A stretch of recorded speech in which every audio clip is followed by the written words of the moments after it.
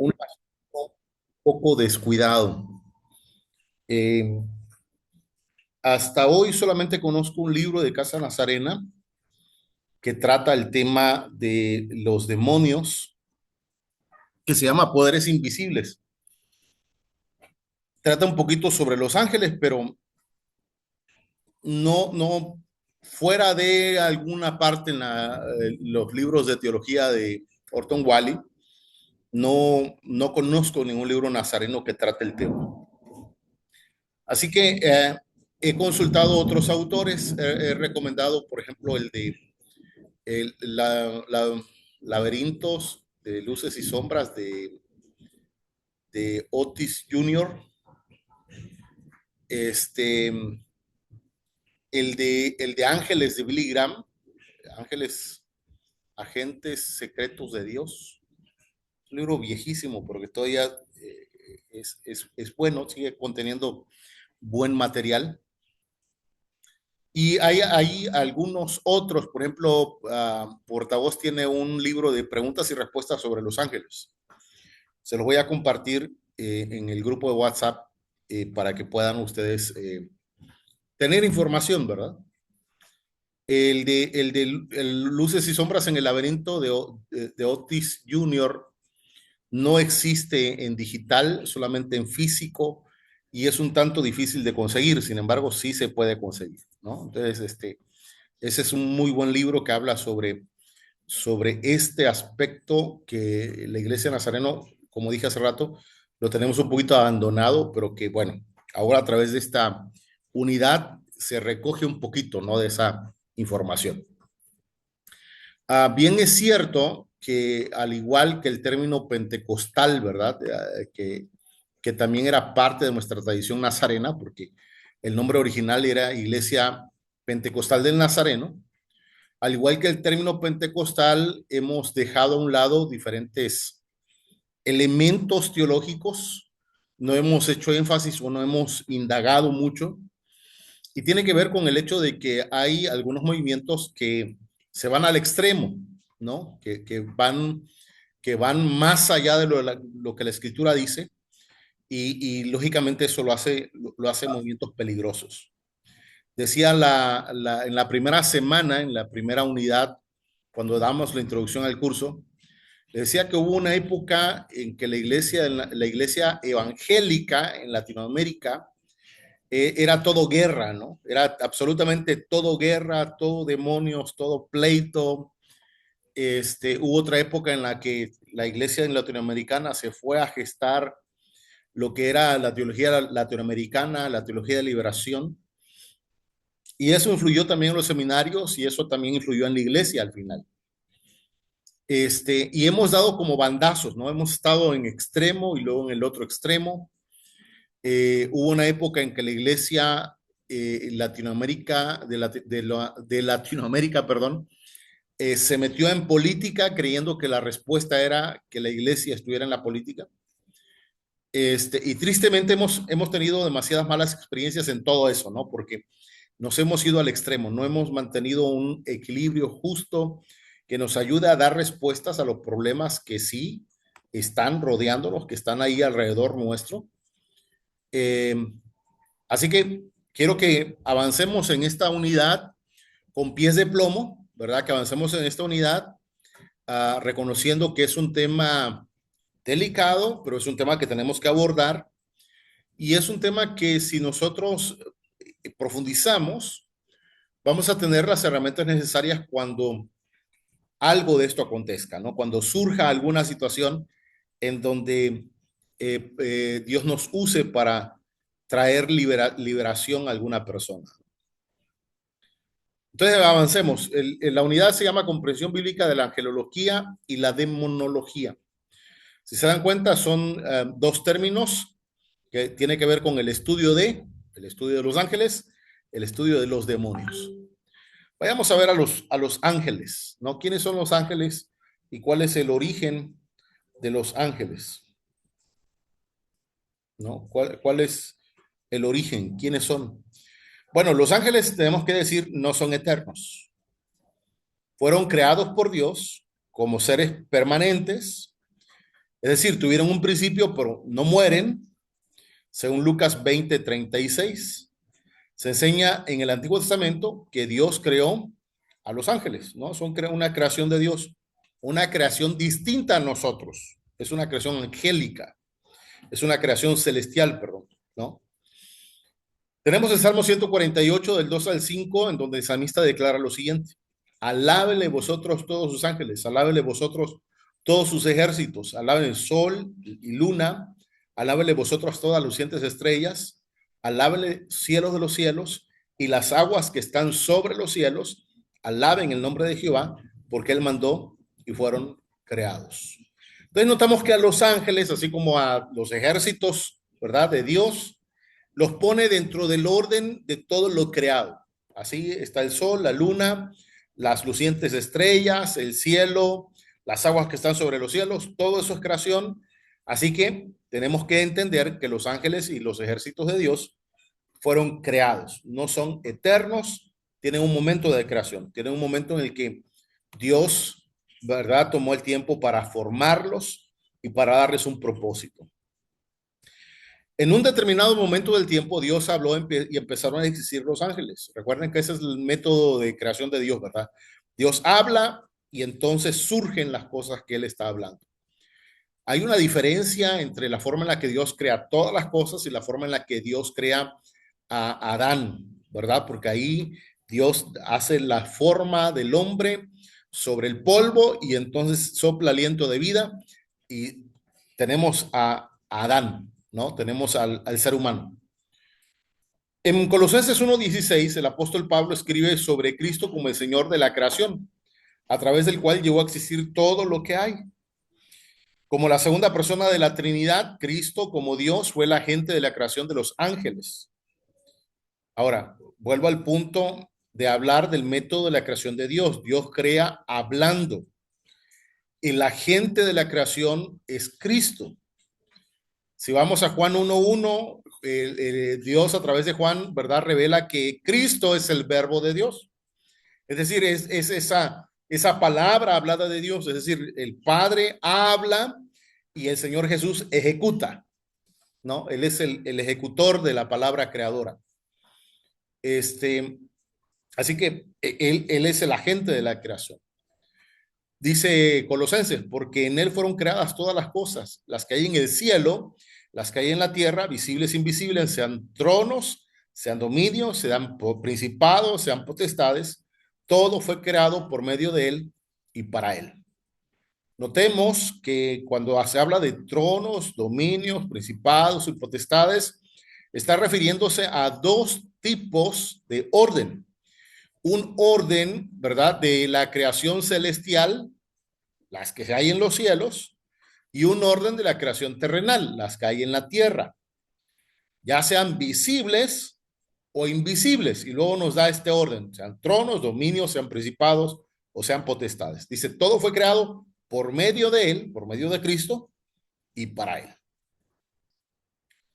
La epístola de Pablo a los cristianos en Colosas lo hace, lo que hoy es Turquía, fue escrito en parte para combatir el sincretismo de la teología cristiana con el pensamiento pagano y una herejía que amenazaba la vitalidad del cristianismo en la ciudad. Parte del error teológico que se estaba propagando era la adoración a los ángeles, según el capítulo 2, verso 18, que incluía la creencia de que eran emanaciones del Dios verdadero. Vinculada con este concepto estaba la creencia de que Jesucristo no era más que un intermediario. Estos conceptos negaban la deidad única de Cristo. Frente a este trasfondo herético, Pablo declara la deidad de Cristo, proclamándole como Dios creador. Cristo creó el universo y él lo sustenta, así como todo lo que hay en él, según Juan 1:3, Hebreos 1:2 y verso 10 también de Hebreos, incluyendo a los ángeles. Es importante recordar la frase de Colosenses 1:16. En él, por medio de él y para él, ¿verdad? Todas estas cosas fueron creadas en él, por medio de él y para él. Los ángeles no son agentes libres en el mundo, ya sea su existencia o en su actividad. Ellos adoran, sirven y glorifican a Dios como también lo debemos hacer nosotros, ¿no? Ellos no son agentes libres, ellos están ya en una condición distinta. Vayamos a hablar de la naturaleza de los ángeles. La palabra ángel literalmente significa un mensajero. Es una descripción de su función más que de su naturaleza. Habla de lo que hacen, no de lo que son. La palabra ángel procede originalmente del término hebreo malach, que significa mensajero. Cuando en el Antiguo Testamento se tradujo al griego, la Septuaginta usó la palabra, para la palabra mensajero, usó ángelos. Al final, la Biblia griega la tradujo al latín, una versión conocida como la Vulgata, y la palabra ángel pasó al español del término latín angelus, ¿verdad? Angelus, ¿no? Entonces era en griego ángelos, en latín de la Vulgata angelus y en español ángel. Literalmente ya es una transliteración, ¿verdad? Pasa transliterado del griego al latín y del latín al español. No es una traducción, sino sería mensajero, ¿no? Los ángeles son reales, pero no son físicos, aunque a menudo parecen tener cuerpos. Hebreos 1:14 afirma que son espíritus. Mateo 8:16, Lucas 8:2, Lucas 11:24-26 y Hechos 19:12 también lo señalan, ¿no? Lo mismo es cierto con los ángeles caídos. No tienen cuerpo, pero asemejan tener cuerpo, ¿no? Son seres espiritualmente creados, santos, dotados de una naturaleza personal y una identidad distintiva. Es decir, son seres individuales, no son colectivos, son seres individuales. Se pueden mover de manera colectiva, ¿sí? Hablamos del endemoniado gadareno, ¿no? Que cuando se le pregunta, ¿y cuál es tu nombre? Dice, soy legión. Está hablando de una colectividad de demonios, ¿no? O cuando el Señor Jesús le dice a Pedro, ¿a poco no crees tú que yo puedo pedirle a Dios que me mande, no recuerdo cuántos eran, 6 o 7? ¿Alguien se acuerda? Legiones de ángeles, y él me los enviaría, ¿no? Como diciéndole, ¿para qué sacas tu espada? Yo podría pedirle al Señor. Es decir, hay legiones, ¿no? Se mueven por grandes cantidades. Sin embargo, aunque se mueven por grandes cantidades, son individuos, ¿no? Son individuos. Partiendo de las referencias bíblicas a los ángeles, descubrimos que tienen personalidad, lo cual incluye inteligencia, emociones, voluntad moral. En el Nuevo Testamento descubrimos que estos elementos de la personalidad permiten a los ángeles, por ejemplo, comunicarse inteligiblemente mediante el habla, entender la divinidad y el poder de Jesús, tener cognición y ser reconocidos, amar y alegrarse, desplazarse, desear, adorar, disputar o contender, comprender la revelación divina, ¿no? Aquí tenemos una serie de pasajes que ustedes pueden tomarse el tiempo después para corroborar que todo esto es cierto, pero indudablemente hay pasajes que tenemos en la mente, ¿no? Por ejemplo, la anunciación del nacimiento del Señor Jesús a los pastores. ¿Quién lo anunció? Los ángeles, ¿va? Y lo hicieron con voz humana, aunque son ángeles, en lenguaje humano, para que los humanos comprendieran, ¿no? Es decir, tienen esa comunidad, esa posibilidad de comunicarse. Otro pasaje, el Señor Jesús se eleva hacia el cielo en Hechos capítulo 1 y aparecen 2 hombres vestidos de blanco alrededor de ellos que les dicen, ¿qué hacen mirando hacia arriba? Así como lo han visto irse, así le verán volver, ¿no? Están comunicándose. O que de aquella conversación que tiene María con el ángel, ¿no? O con los discípulos, cuando les dice, ¿por qué vienen a buscar entre los muertos al que vive? Dependiendo de qué evangelio usted lea, va a encontrar esa interacción de los ángeles, ya sea con hombres o con mujeres.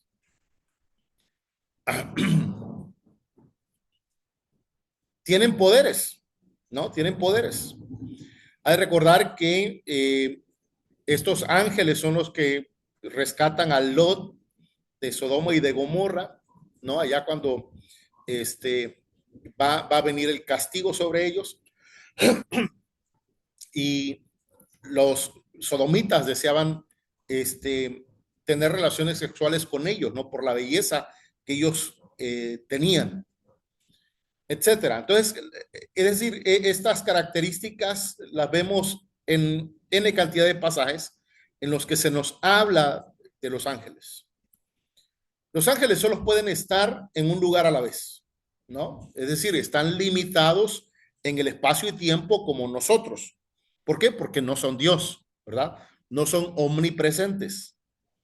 Esto lo vemos en Daniel 9, 21 al 23, habla de un ángel que se traslada de un espacio a otro.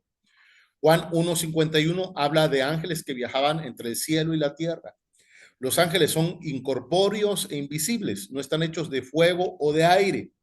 Como seres espirituales, los ángeles son normalmente invisibles, pero tienen la capacidad de aparecerse a los humanos, como se nos dice en la Biblia. A veces sus apariciones son físicas, como se nos dice del nacimiento inminente de Juan el Bautista o de María en el nacimiento del venidero Mesías, Jesús.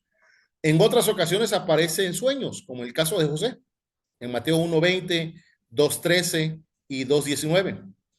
Como los ángeles son invisibles, por lo general usted y yo no somos conscientes de su actividad tras bastidores.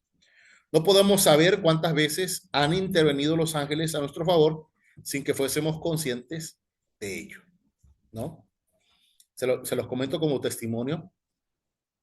En mi primer pastorado, yo era soltero y muy joven. En mi primer pastorado, en la esquina donde estaba el templo y la casa pastoral, en la contraesquina había un joven que tenía problemas con las drogas. Siempre estaba drogado.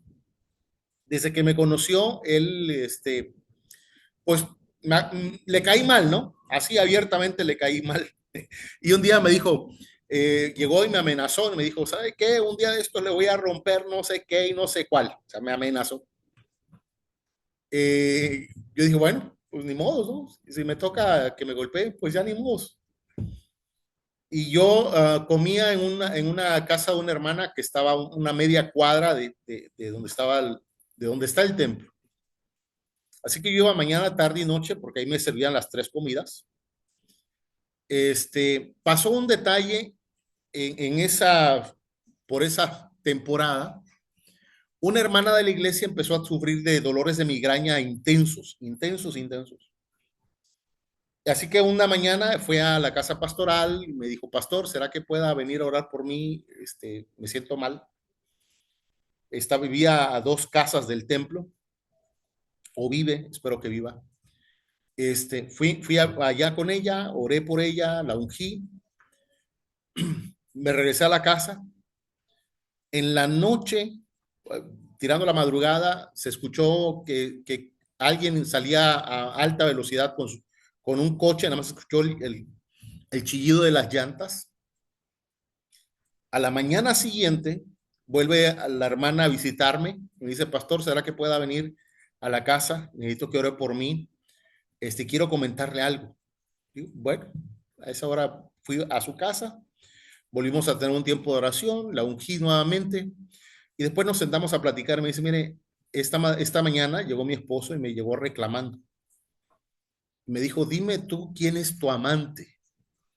Dime tú quién es tu amante. Y ella dice, ¿cómo? ¿Cómo que mi amante? Si el que está en adulterio eres tú.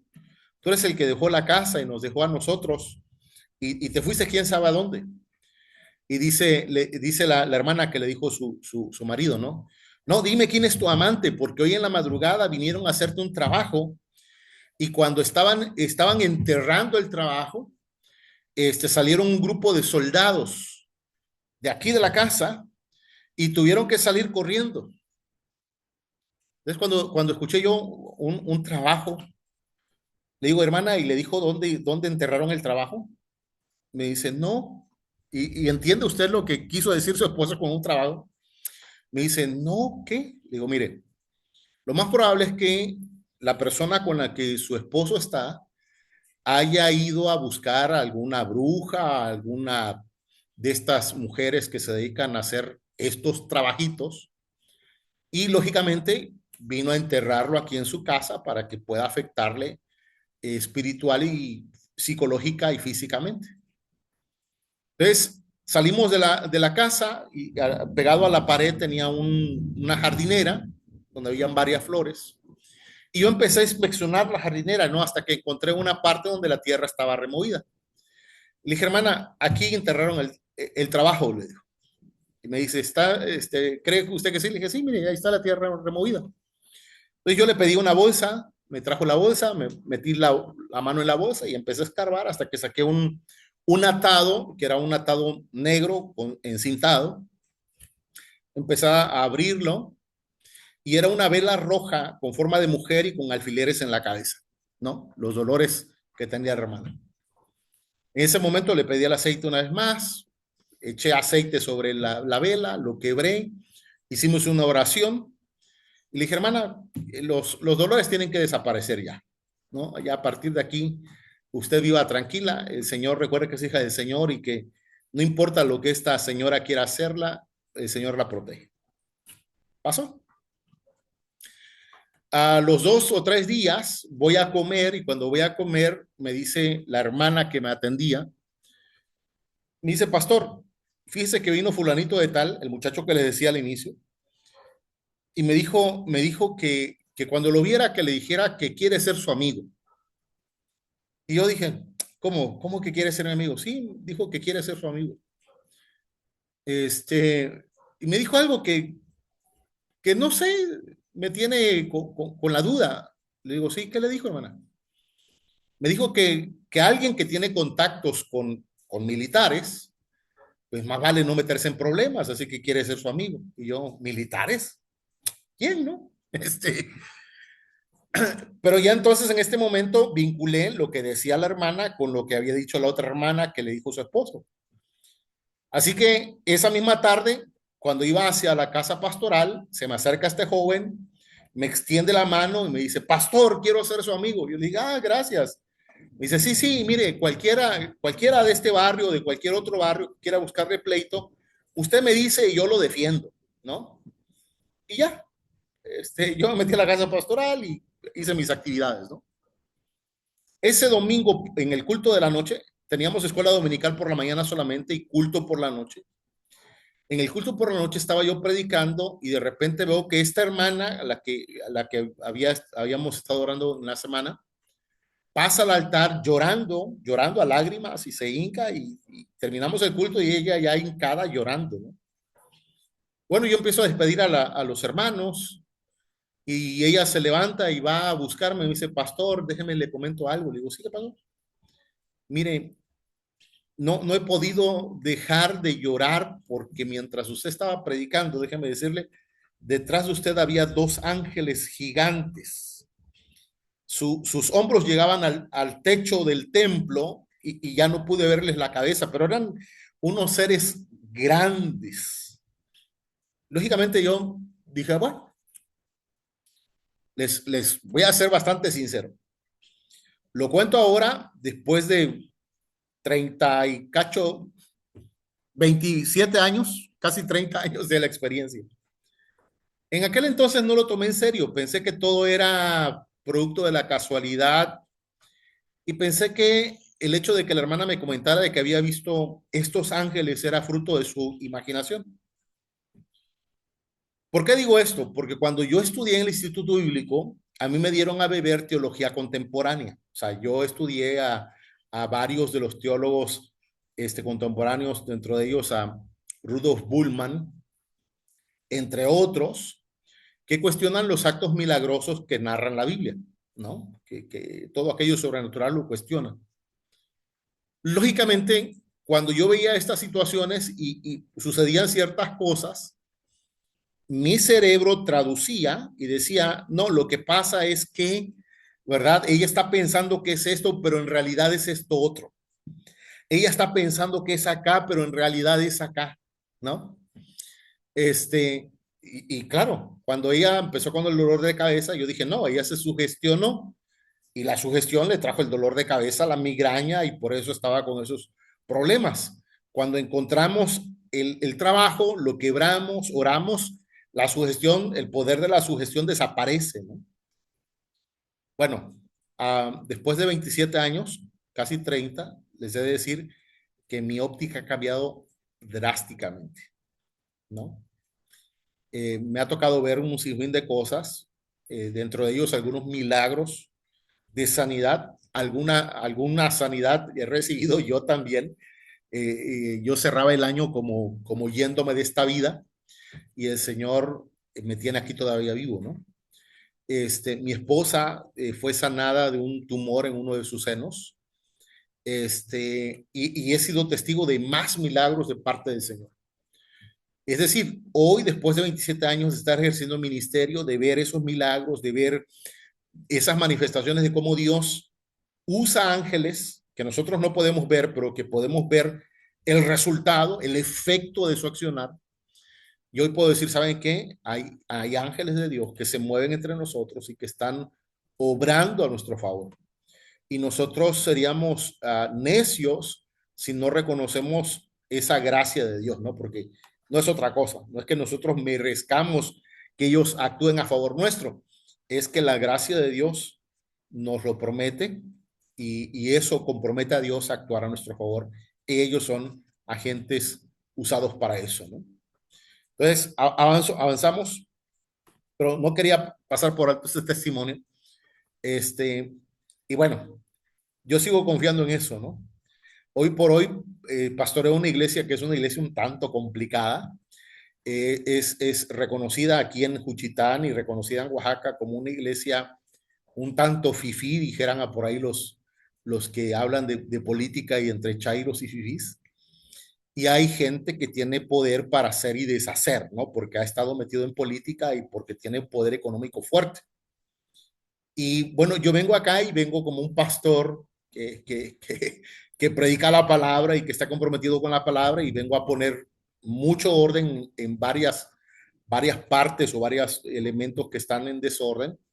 Y lógicamente hay un mover, ¿no? Hay esos movimientos de poderes que se gestan dentro de la iglesia. Pero yo estoy tranquilo, sé que el Señor cuida de mí.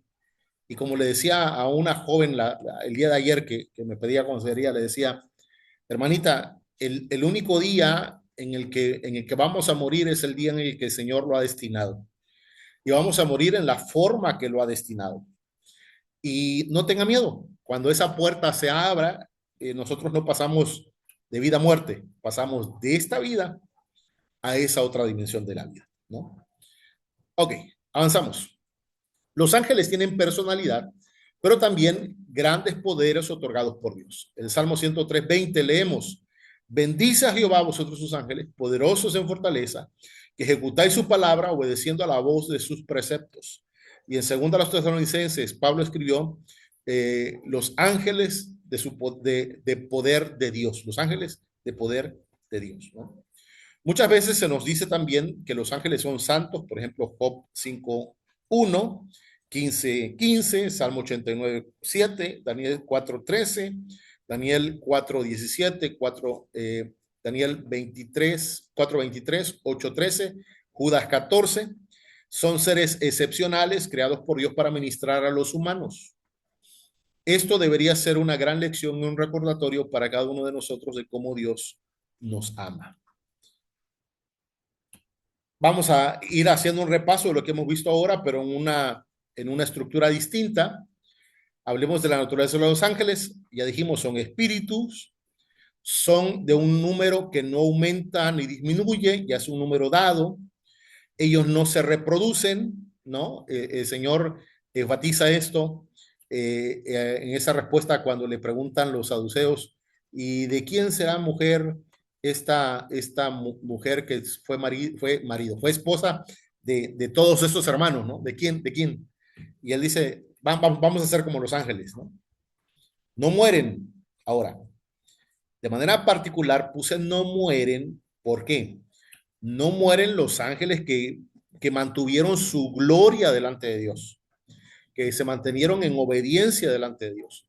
Pero recordemos que los ángeles caídos, que vamos a hablar después, ellos tienen una consecuencia distinta, ¿no? Ellos mueren en la muerte eterna. Su número, nos dice la escritura, que el número de los ángeles es enorme, es una gran cantidad. Los ángeles tienen su propia organización, se agrupan en huestes como ejércitos, según Lucas capítulo 2, verso 13. Los arcángeles son los jefes de los ángeles, según primera carta a los tesalonicenses, capítulo 4, verso 16. Solo se nombra a un arcángel en la escritura, que es el arcángel Miguel. ¿Sí? El arcángel Miguel. Daniel le llama principal príncipe o jefe de príncipes. Hay ángeles en general, ¿verdad? Es el término que se da para todos, son ángeles. Pero también hay serafines, según Isaías 6, del 1 al 3. Su ministerio tiene que ver con la custodia de la adoración santa a Dios. No se puede ofrecer un sacrificio de adoración en una situación de pecado, ¿no? Esos son los serafines. Pero también tenemos a los querubines, según Génesis 3, 24 y demás textos. Su ministerio tiene que ver con la custodia de la santidad de Dios. Lo impuro no puede entrar a su presencia. Quien se acerca a Dios tiene que hacerlo en santidad. Los ángeles fueron creados para servir a Dios en diferentes tareas. En relación a Dios, para adorarle de forma permanente, para obedecerle y ejecutar su palabra y para alabarle.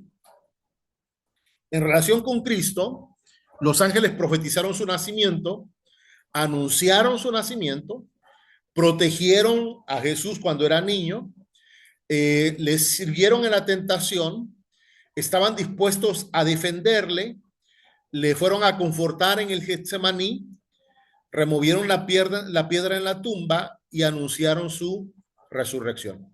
¿No? Cuando él resucitó, dije, hey, ¿por qué vienen a buscar entre los muertos al que vive?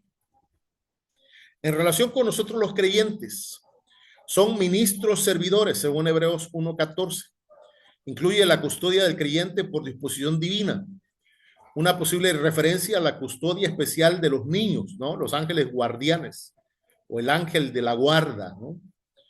Esto no sustenta la doctrina del ángel de la guarda, ni permite rendir culto y adorarles, cosa que claramente está prohibida en las escrituras y es rehusada por ellos mismos. Son observadores de la conducta del creyente, de su fidelidad y de su testimonio. Son enviados ocasionalmente para alentar o socorrer a los creyentes. Hechos 27, 23 y 24. Sí, adelante, Charlie. Pastor, una pregunta. No recuerdo ahora, pero estoy seguro que en un comentario bíblico leí algo acerca de que los judíos creían que cada persona tenía un ángel como guardián y que más o menos era algo así. ¿Es correcto eso o hay alguna información extra sobre eso? Sí, sí, hay toda una doctrina angeliológica entre los judíos. Recordemos que entre los judíos hay diferentes corrientes y hay unas corrientes que son altamente esotéricas, que es donde se presenta más este tipo de creencias. Sí los hay. Ahora, si hablamos bíblicamente, sería difícil sostenerlo, ¿no? Excepto ese pasaje que tenemos de Mateo, en el que se habla de los ángeles de la guarda, ¿no? Que no es otra cosa, sino la promesa de Dios de que habrán ángeles que cuiden de nosotros, ¿no? Ellos van a vigilar de nosotros, van a cuidar de nosotros. Ok. Um, son enviados ocasionalmente para alentar o socorrer a los clientes. Por ejemplo, la protección angélica es notable en las experiencias misioneras. Es peligroso querer tener experiencias con apariciones de ángeles. Esto puede ser usado por Satanás, quien la escritura dice que se viste como ángel de luz, ¿verdad? Se disfraza como ángel de luz. Tercero, normalmente los ángeles cuando actúan en protección del creyente son vistos por los enemigos, no necesariamente por el creyente, ¿no? Como les testificaba hace rato, yo nunca lo vi. O sea, yo nunca vi esos soldados ahí en la calle, ¿no? Ellos sí lo vieron. Están interesados en el esfuerzo evangelístico del cristiano. Se enseña que el gozo de Dios por la conversión del pecador es puesto delante de los ángeles.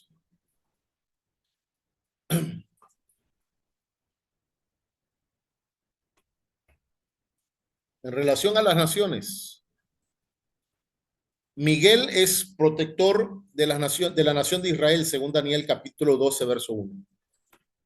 Él es el ejecutor de la providencia divina, según Daniel 10:21, Mateo 24:31. Los ángeles están involucrados en los juicios de la tribulación. Todos estos pasajes de Apocalipsis. En relación con los incrédulos, anunciadores de los juicios divinos. ¿No? Génesis 19, que hablábamos ya de ya cuando van a liberar a Lot, ¿no? Apocalipsis 14, 6 y 7. Son ejecutores del juicio en contra de los impíos. Y en el fin de los siglos separarán a los salvos de los incrédulos, ¿no? Ahí habrá un tamizaje. Unos irán al tribunal de Cristo, los creyentes, y los incrédulos al gran trono blanco. El futuro de los ángeles santos, proyectarán su ministerio eternamente. Algunos millares harán compañía a los creyentes en la Jerusalén celestial, según Hebreos capítulo 12, verso 22. Ok, nos desconectamos, mando nuevamente la liga, vamos a esperar más o menos como 10 minutos, que es lo que tarda en guardarse la grabación y volver a mandarles la invitación. Ok, nos vemos al rato entonces.